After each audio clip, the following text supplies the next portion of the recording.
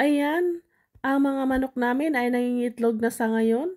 Inabot din ng 16 weeks bago mangitlog pero hindi sila lahat dahil yung iba diyan ay nauna naming binili at yung iba ay after 2 weeks pa kaya hindi pa sila lahat nangingitlog.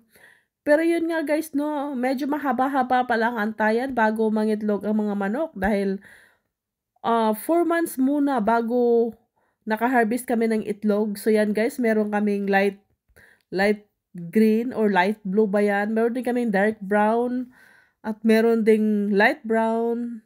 Sari-sari kasi guys yung binila naming manok kaya iba-iba yung itlog ba. So yun nga guys 'no, ang sarap pala 'pag ganyan nangingitlog na yung manok, tsaka sa totoo lang mas malasa pala yung ganito, yung native ba.